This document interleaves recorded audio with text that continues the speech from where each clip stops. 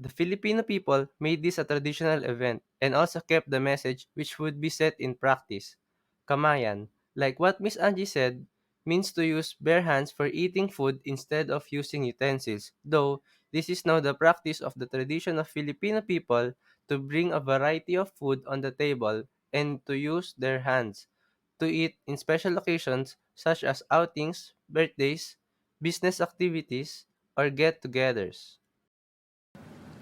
So it's more of a group kind of activity that is known tradition in the Philippines. I would like to be a part one someday.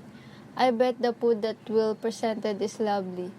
Anyways, we and the audience would love to know the table manners of the average Filipino family. I wonder if the sayings that Filipino people respect food the same as the Japanese people is true as well. Us Filipinos do respect the food we have at each meal. We consider it as a blessing from God since our parents would often say that not everyone gets the blessing to eat every day. Though we are focusing on the etiquette side of things, in a Filipino family having their daily meals, everyone should be present at the dining table and the eating times are usually planned ahead.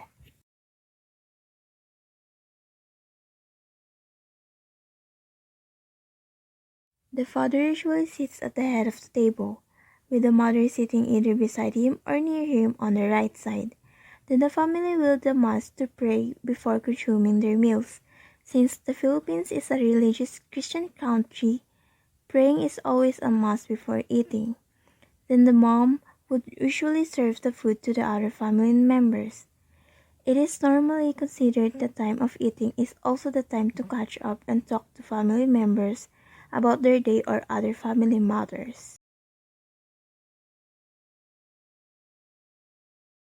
This is also supposedly and expected to be a lively time, since eating time is a family time.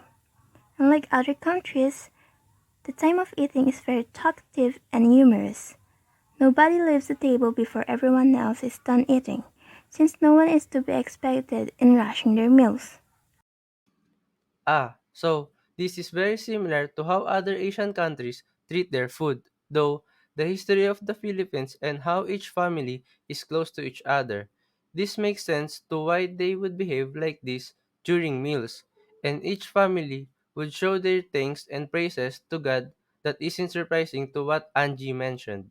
The Filipino parents often would mention that not everyone has the blessing to eat every day, which is very true in the Philippines.